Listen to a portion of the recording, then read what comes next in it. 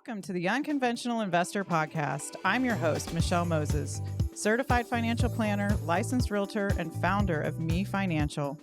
If you're an accredited investor feeling overwhelmed by managing your portfolio and looking for alternative investment strategies that go beyond the traditional stock market, you're in the right place. Let's head into today's episode so you can start taking control of your financial future. Hello, everyone, and welcome to the podcast. Thank you so much for listening. Today, we are going to revisit our crypto episode that we had almost 2 years ago.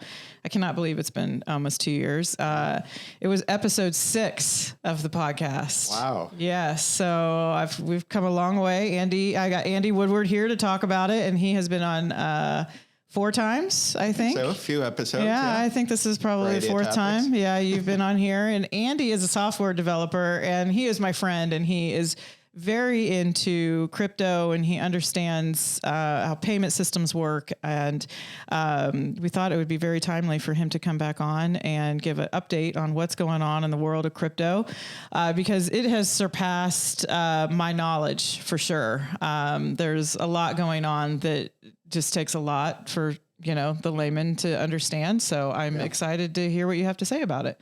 Yeah. Well, thank you. Glad to be back. I know you and I have been talking about crypto for a long time. I was digging around in our previous conversations or whatever. And I know we talked it was way back in 2018 when we first started talking about crypto, back in the day when Bitcoin had plummeted to $3,700. $100. I know. And then it stayed at $3,700 for 6 months. And I have you to thank for even getting me into crypto, because I remember having lunch with you one time and I was like, I got to buy some of this. Yeah, you did a pretty deep dive on it. So, yeah, I did. It's very interesting to learn about. And so why do you think it's timely that we are having this conversation now to revisit crypto? Well, I think the more things change, the more they stay the same. There's a lot of buzz these days on crypto. A lot of it's around meme coins, Pepe coin, Peanut the squirrel, they here today, gone tomorrow. But if you actually look at crypto, if you look past a lot of the noise, the main crypto, the top 10 have remained relatively the same. Mm-hmm. And it all depends on what people are into. Some people are traders. They like to flip crypto, but I tend to be more of an investor where I have an idea of the long-term prospects and I use it as a gauge as well as an investment with a longer-term horizon. So I look at things a little bit differently. I pay attention to what goes on with the meme coins and everything because those all ride on pretty much the top 10 or the top 20 cryptos. But if you look back a couple of years, the top 10 have not changed. They move around a little they're bit, Bitcoin, but they're Ethereum, Litecoin, all that. Yeah, the same ones. Solana is another one that's kind of been an up-and-comer, but they've all remained relatively constant. But when we look at markets as a whole, we can't really look at them as in a vacuum. Over the last couple of years, there's been a lot of turmoil from an economic standpoint. The stock market's done great. Gold has done great. The dollar continues to be really robust. So what I thought we could do is really kind of talk about where is crypto and how does it relate to some of these things? Kind of do a health check. Yes. What is crypto? I think it's a great thing to do because there's 2 camps. People that believe in it and the people that think it's a scam. Yeah. Because of people getting ripped off. And so obviously then the media kind of clamors on to these things of where people are getting ripped off, even though we know tons of people get ripped off with our regular banking system all the time, right? Right. There's always bad actors everywhere. And so I know that there's, just 2 different camps. And so, yes, I'm interested to hear what you've got to say. So do you want to talk about the 2 different camps of people? Do you have any opinions about that? We might be talking about different camps, I think there's probably more than 2 camps, but let me know what you're thinking as far as the 2 camps.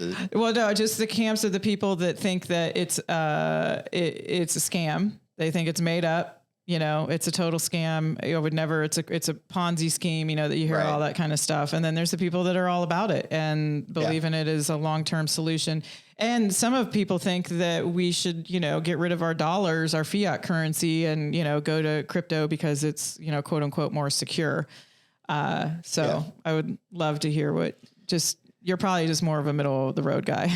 Well, I had to guess. I'm not one who's into absolutes on anything. And, initially, if you're unfamiliar with crypto, it's a hard thing to wrap your head around. The people that are anti-crypto are saying you're just buying bits. It's nothing, Yeah, but stocks is nothing. Right. Futures are nothing. Your options are nothing. I mean, it's all these financial tools that we have literally made up out of thin air. Well, we ascribe value and belief to many different things. Like the state we live in is an idea. It's not an actual thing. We don't fly over the country and go, it's not like the cartoons. We see the borders of the country and but then even in your financial everything, I mean, we've made up insurance. We've made up, we make up all of these things and then we invest in them. Right. That is our entire financial world. If you think about it, I mean, and this product isn't any different. So oftentimes, I think it's more of a store of value than a currency. I think if we start looking at it as, a tradable item, you actually need to look at who takes it. Can you go into Safeway and buy your groceries with Bitcoin? No.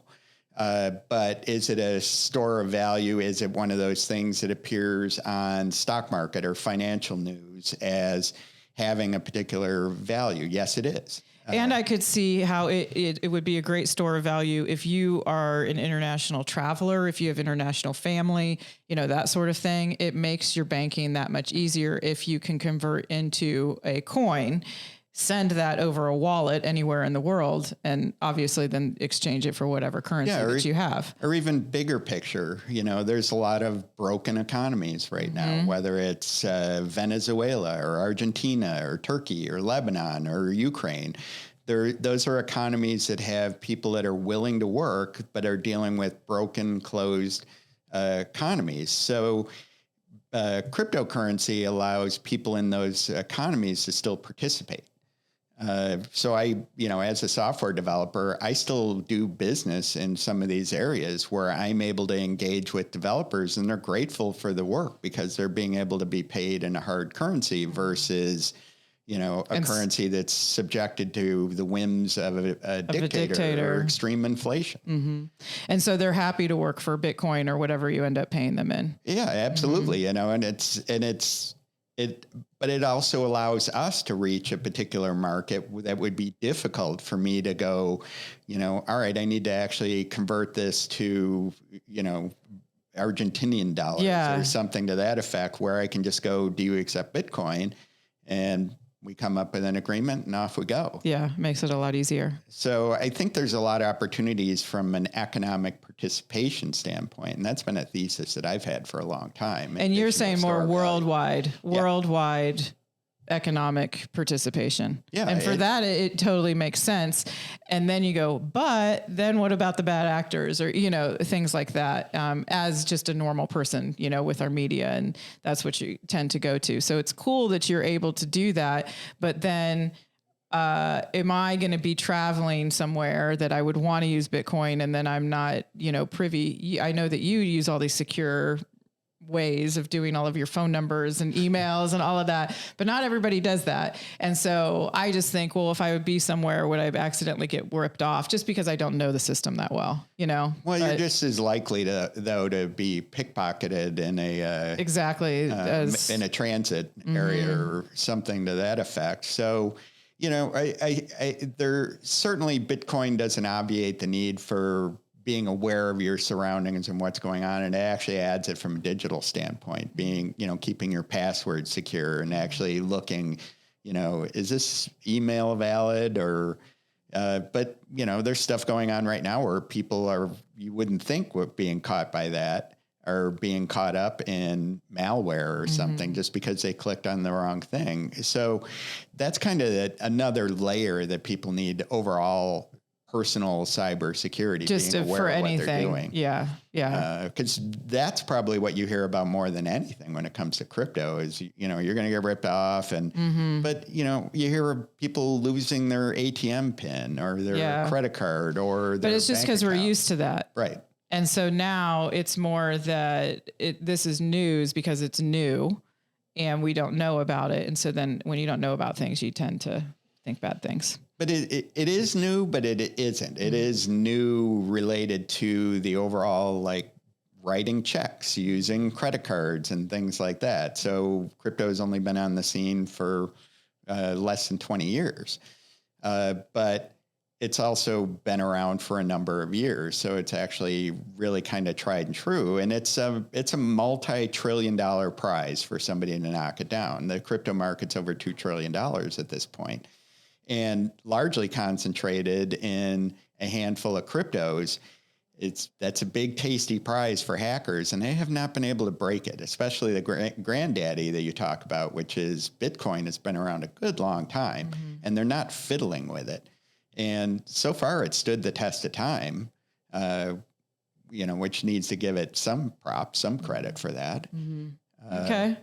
So kind of what I wanted to talk about related to that also is, let's, I'm a big believer in the saying from a financial standpoint, when in doubt, zoom out, because if you're looking at what's going on right now, as we tend to do, it's like, crypto's down 10% in the last week or something to that effect. And you focus in on that one particular thing. And so it's like, is this really a long-term prospect? Where, again, you and I have been talking about crypto for a really long time. If you actually back out, and kind of the ideal number I pulled up is 5 years. It's pretty easy to pull together chart related to 5 years. And it's kind of astounding when we talk about just how crypto has done in the United States over the last 5 years. Because if we look at the last 5 years, that's the entirety of COVID all the way through it. The ups and downs in there, the economic turmoil, the political turmoil to get to the point that we are right now. So that's a lot of ups and downs. And the trend overall has been up. So if we actually just look at the U.S. stock market, just as a comparison, because, you got to have like for like, the S&P 500 is up about 100% over the last 5 years. So if you had stayed through the market in COVID, you would have doubled your money. But in the same time frame, Bitcoin is up 896%, where gold is up 76%. So gold's done pretty well, but it hasn't beat the market. But we really can't do that. Ethereum at the same time is up 950%. So they've all done pretty well.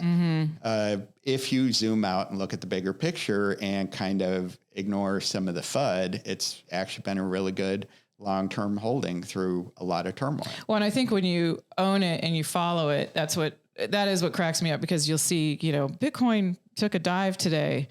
And then I'm like, it's at $90,000, and I'm like, what are you even talking about? That would be, it took a dive would be going back to $30,000 or, right, somewhere around in there. I'm like, this is nothing. I'm not worried about this at all. Yeah. And 5 years ago, it was about $16,000.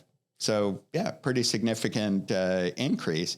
But when we look at things from an inflation standpoint, when we talk about people in economies that are disadvantaged, that are broken, it's worth doing a comparison, and I've kind of pulled together an extreme example. One of the economies is Turkey. It's a relatively modern economy. They're modern banking, they're in NATO, they participate in global commerce.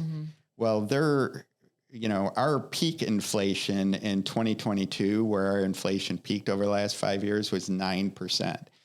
Theirs peaked at 85%. Significant difference. So, but, let's back into some other numbers. Their stock market over the last 5 years is up 700%. Pretty nice. So if people were in the market, they at least would have close to have kept pace with that rampant inflation. But at the same time, Bitcoin in Turkish lira is up 5,743%. So what you're pointing out is that basically it all goes up together. Yeah, that there's ways to, hitch your wagon to a star, or the tide floats all boats. Mm-hmm. But it also is a useful tool to actually just go, let's extrapolate out interest rates or inflation, or go, how does inflation relate to real estate? How does inflation, because we all typically think about what does it mean at the gas pump, or what does it mean related to food? Mm-hmm. We don't think about what does it relate to U.S. and other economies, because if you had just stayed in Turkish lira in that time frame, 5 years ago, a U.S. dollar would have gotten you 6 Turkish lira.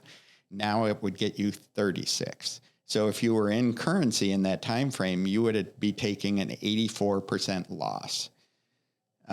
So it's useful just for comparison to go, all right, if I compare, and the U.S. has been relatively stable, but as they talk about inflation, you got to actually just go, what's done well in an extreme example? And Bitcoin has done well.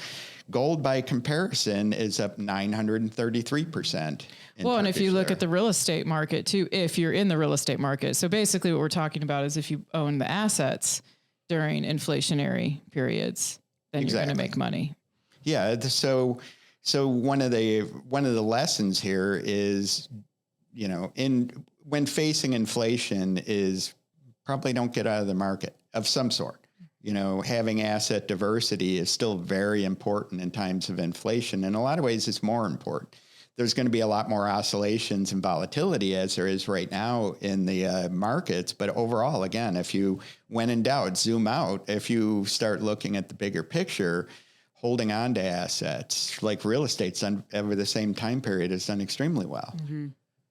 Right. And I think when you do zoom out, then you see the ups and downs. You just see the ups and downs of everything. And I can speak to the real estate market of just how it's basically going sideways. It's not doing anything right now because you're waiting. You're just waiting for people's, for their income to come up to be able to afford things, So it's, well, and things don't move in a straight line. Yeah, they don't move in a straight line. And so you can look at all the graphs and see the line going through it, right? And then the real line going around that straight line that's going up. So yeah, but like real estate, Bitcoin is similar, is that if you need the money shorter term and can't ride out the ups and downs, do the zoom out and actually just go, all right, I have a longer term horizon on it.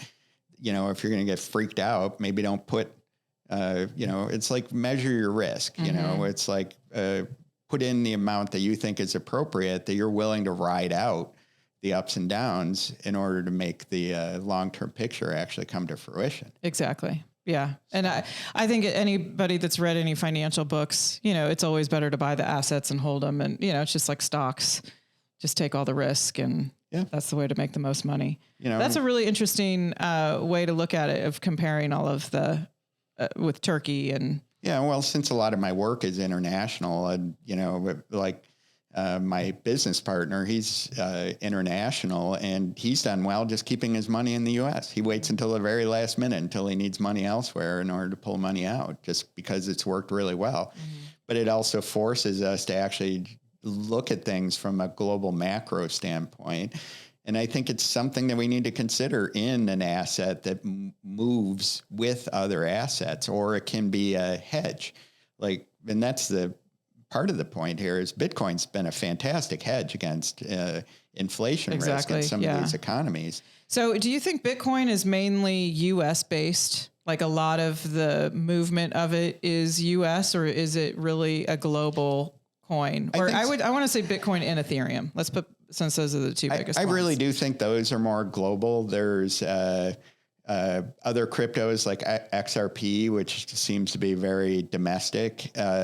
There are ones, Solana's a lot more centralized, but it's been doing very well. But the ones that are true, like Bitcoin being the grandparent of all of these, is truly global. It shifts based upon, China every few years boots out all the Bitcoin miners or makes it illegal, and then it slowly creeps back in there. So based upon political whims of whoever the leadership is, it does shift, but but the top ones in particular are definitely global economies. So it's not that they're U.S. influenced.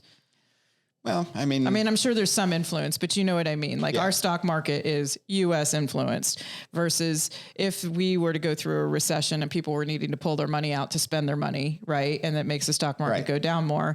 You don't think that's the same thing that would happen with Bitcoin or Ethereum because it's worldwide. Right, it is, but yeah, you also do need to look at concentration risk. You know, the U.S. dollar, even though it's globally recognized and used for trading of oil and commodities, is still one of those things that there's concentration risk because it is largely held by the U.S. Mm-hmm. So I haven't actually pulled what the breakdown is, but I would bet a significant amount of the holders of Bitcoin are U.S. based just by the nature of the size of the economy. Right. And it's probably relatively, I'm assuming, but based upon things that I see, I would assume it's relatively distributed based upon economic participation.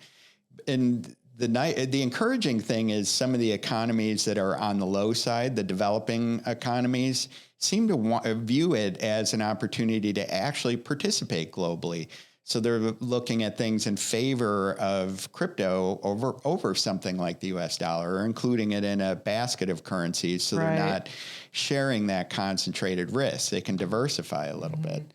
Yeah. And I could see if you were in one of those countries, if you had an unstable economy or our currency, wanting to be and participate with us of having these stable, because I don't think we realize how lucky we are in having a stable currency and just a stable economy. I mean, since 2008, really, it's been pretty stable, and they're wanting to participate. So I love your viewpoint on it, and that how much it gives them opportunities. Yeah. Okay, so let's shift a little bit. I know you wanted to talk about a couple of the projects that are going on in crypto right now. Well, and some of these have been going on for a while. I saw a talk recently. It was actually somewhat of an AI financial related to talk, which we've talked about in the past. And one of the things that he was talking about, and the guy's name is Tom Sosnoff. He was the original founder of Thinkorswim, and now he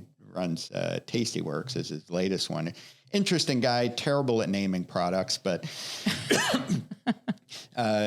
one of the things he was talking about is liquidity pools. Being able to take two sides of a market and you actually take the fee.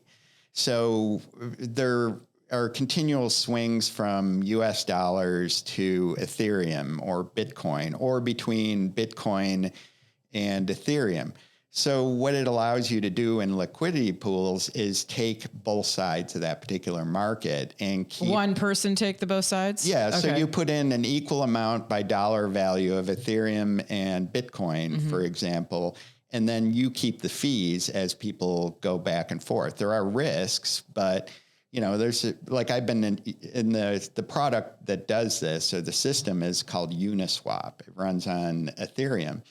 But it allows you to actually be a little bit of a market maker and then actually potentially make money on the fees going back and forth. I've been in the Ethereum Bitcoin pair for probably about 4 years. So what do? Do you stake it there or something, or what are you doing there? Somewhat. What you have to have is both tokens in your wallet. And this is probably a little bit of a technical explanation, but it's something that people can dive into, or we can talk about another time. But basically you have to have an equal amount by dollar value, and then you stake it, if you will, in this liquidity pool where you have a transaction that then is, it's almost your own currency, if you will. They actually use NFTs to do this. I know that's a bad word right now, but it's a neat use of it.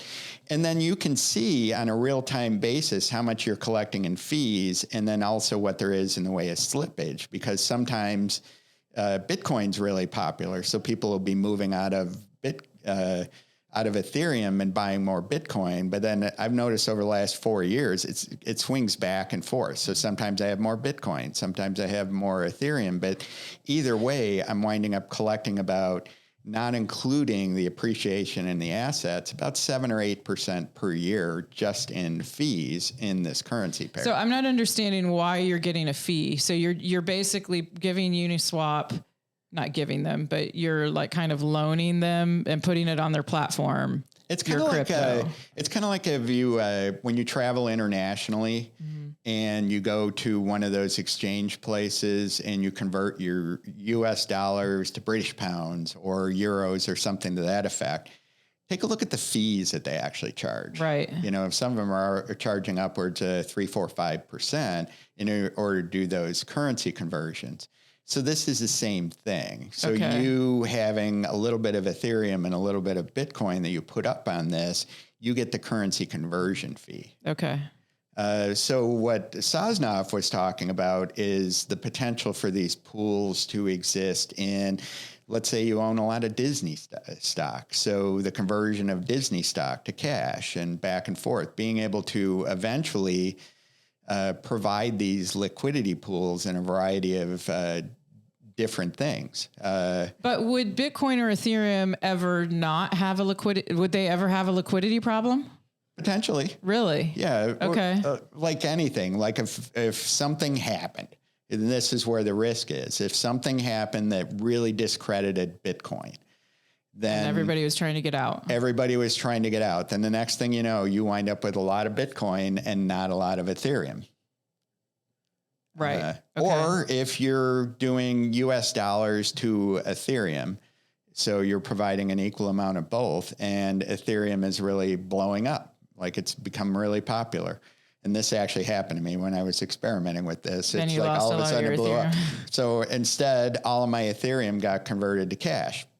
You know, I'm not sad about it, but it's one of those things that there is what's called, you know, liquidity risk or impermanent loss that eventually becomes permanent. I lost out on Ethereum going that much higher because I was in a liquidity pool and it converted to cash. Okay. Now that I understand a little bit better. So to me, it reminds me of options. You know, calls and puts, and, you know, you're kind of putting yourself out there to provide the liquidity of, I have these coins if you were going to need them. Yeah. And in a stable market, you're just making the fees, much like selling an option. Yeah. The term that comes up a lot in stocks is market maker. Yeah. You know, in order for you to be able to trade your stock very quickly, you know, you want to get rid of it. There are market makers behind the scenes that are pulling the levers, like using options and things like that, that are able to immediately just give you cash for it, even though they don't have a particular market for it, and vice versa. So usually your big central brokerage firms are in a lot of ways the market makers. They are the market, yeah. So what this allows you to do is participate in market making. So that's cool. It's a neat thing. It's still, even though these have been around for a few years, it's still one of those things that it's just kind of an interesting idea to explore. It's just fascinating, the potential. And I remember exploring it a couple of years ago and thinking, this is so over my head. I'm not gonna do anything with this. I'm one of those that I need to start putting money into it in order to understand in order to figure it out. Yeah, absolutely. No, it sounds cool because I think that's what is neat about crypto just in general is that instead of, because all market makers are these large banks, right? I mean, we all know them, and there's no way we're getting in on that. But with crypto, we can get in on being a market maker. And it's the same thing about it opening up economies and not being a fiat currency that is manipulated, and it's, you know, it's on everybody's computers. So for that reason, I do think that it is very, it gives me a lot of hope, I guess, to allow the people to participate and not just these large, you know, conglomerates. Yeah, and it goes to show that it's more than just stick your money in there and you get this particular number and there's value on it. There's other things that are going on behind the scenes that provide a lot more utility than just the particular store of value. Right. And it's just kind of neat to see. Right. Okay, so what is this other one, the project that you're interested in, the Poly Market? Poly Market is another liquidity pool, but it's essentially gambling or betting. But what's interesting about it is that people can put up anything as far as a particular market. And it's being used kind of heavily right now from an interesting standpoint for politics. So Polymarket pretty much predicted, like it or not, predicted the last election. So I find myself, but there are people that are choosing one side or the other, and they actually get to propose what it is. Like there was a lot of movement back and forth on the recent German elections, so whatever people are willing to take a side on, they can provide the liquidity pool on it. And it's interesting to watch it move back and forth. And so I understand how you're saying that not only can you bet on who's going to win or lose or however something's going to turn out. And I know we've all heard about this because sometimes it's even on the news. But you're saying that people can provide a liquidity pool for that also. Right. So it's a two-sided market.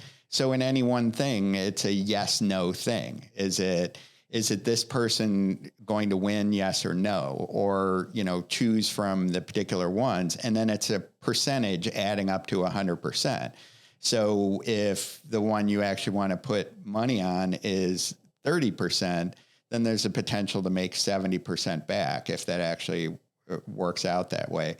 I don't know that I'm doing the explanation justice. It's just one of those things that I check in on it like every couple of days just because I'm curious to see what's at the forefront that people are actually willing to put money on. I've got a lot of British friends, my father was British. They bet on everything, they used to bet on the gender of royal babies and the name that they chose and it's things. Like the head of lettuce is who they are. Yeah. So it's kind of funny to see though, but it also gives me an awareness of maybe I have some blind spots because it's like, not only is this a thing, but it's something that people are willing to put money on and take a side on. So I just identify it as a potential, let's keep an eye on the future because this could be a thing where things are going. And it's just another fascinating use of, because it's all on crypto. Right.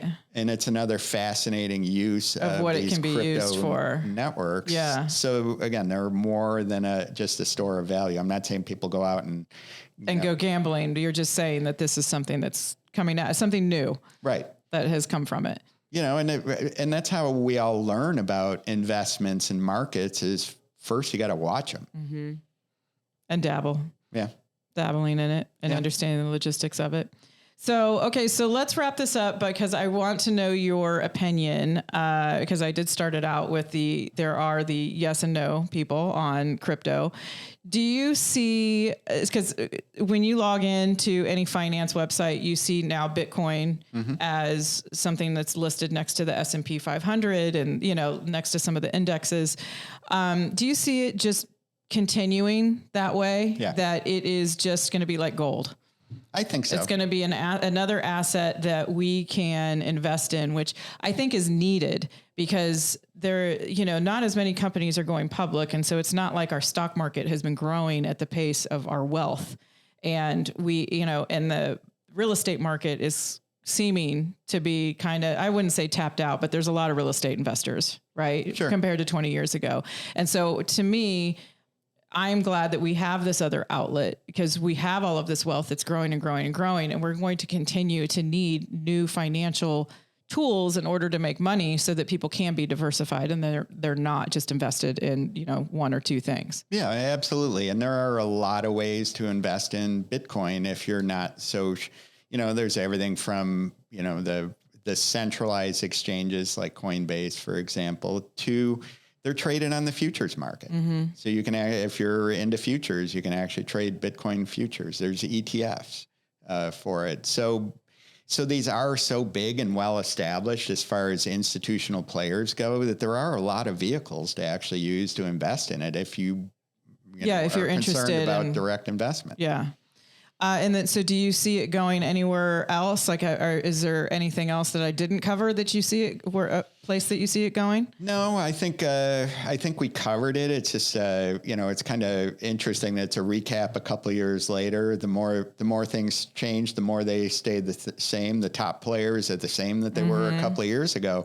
And there should be some comfort in that. But it also gives us something to watch. Is Solana's kind of approaching the top. It's a crypto to watch. It's in the top 5. Is there going to be a Solana ETF? Is there going to now be 3 in the top 3 that we're going to be talking about on a regular basis? Mm-hmm. You mentioned Litecoin, like if you go on CNBC, Litecoin still shows up, and it makes me laugh because Litecoin, nobody talks about it, but it's still there. It's still in the top 10. Yeah. I get updates on Coinbase all the time on my phone, and I'm like, I don't even know what this one, this one's a mover. I'm like, I have no idea which one this is. Yeah. It's just it's hard to keep track of all of them. It's just like pick a few and watch those. The meme coins are the ones that get me because people ask me all the time, should I invest in Pepe? And I'm like, that's not an investment. That's speculation. Right. There's a difference. That's just something fun. And speculation. Mm-hmm. Yeah. And I do have to share with you all about my experience with, so I had 4 or 5 different crypto accounts at one point in time, a couple years ago, because I was testing out all the different platforms. And so I had a Coinbase account. I had a BlockFi account. I'm not going to remember all of them. Binance. And then the FTX happened, and BlockFi got hit really bad. And I had a lot of my Bitcoin that I had bought at $6,000 in there. So I don't even know how much I've tried to add it up, but you just don't know, because I did get some back with the bankruptcy. And it's just all a lesson that I would go with. If you're going to be testing out different platforms, don't do with as much money as what I was doing it with. And possibly I like Coinbase a lot because it has all the banking safeguards with it. And I wouldn't just put it on any platform willy-nilly. Well, and Coinbase is publicly traded, so they have disclosure requirements. Exactly. Same thing with Robinhood and PayPal. They have... you can trade crypto on those, and they all have financial disclosures, which kind of helps, and they have regulatory oversight. And that's what I'm saying. They have the regulatory oversight, and then they also have like the banking reserves, and so they were one of the ones that didn't get really caught up in the I would FTX. love to say I've been in crypto since 2014, and I would love to say I've had a perfect timeline, but I haven't. I've gotten caught up in some of the same things, but that's one of the reasons why you diversify. Yeah. You hope that they all work out, but yeah. I mean, in the end, it has worked out. Obviously, I have made money, but who knows how many, honestly, hundreds of thousands of dollars that I probably lost in that just because I bought Bitcoin at, $6,000. And so I just use it as a lesson to, just be careful of the companies that you're investing in, because it is new. It's not like you're going to be with Wells Fargo and, these other institutions that have a lot of safeguards. And I know that we love to complain about how hard it is to open an account and how, they need their driver's license, and there is a reason for all of that. And it's so that you don't get ripped off. And so I've just become way more thankful for our banking system over the last 10 years. So anyway. Likewise, I agree. But that's for the same reason as why, if you're not sure, look at the top 10. And then if you want to speculate a little bit, maybe the top 20. But if you're not sure, don't go below that 20th. No, don't. This is a new thing that somebody's coming out with, and, you just don't know how things are buried. And it makes me think of the oil and gas industry. You'll hear me talk a lot about this. It's just so convoluted and complicated that you're not ever going to be able to do the research to figure out if it's on the up and up, just because it is so complicated. So anyway, is there anything else that you want to add? Okay. I think that's a good summary. Well, I really appreciate you being on. I've had a couple people call me or email me after listening to a couple of your podcasts that you've been on, and they're like, I just like this Andy guy. I just almost want to go have lunch with him. He really knows his stuff, so it's really funny that they don't know you, but they feel like they know you now. Oh, that's awesome. I'm flattered. Yeah. Awesome. Well, thanks for being on. Of course. I always enjoy this. It's always so much fun. Yeah, it's fun. And you guys, thank you so much for listening, and let me know if you have any feedback or other topics that you want to hear. I appreciate you guys all tuning in. Have a great day. Thank you for listening to the Unconventional Investor Podcast. I hope you feel more confident in how you can grow your wealth using the strategies I shared in this episode. If you're ready to take the next step in diversifying your portfolio outside the stock market with alternative investments, head to mefinancial.net/contact us to book a 15-minute consult call with me. Let's discuss how we can work together to achieve your financial goals. Until then, I'll see you on the next episode.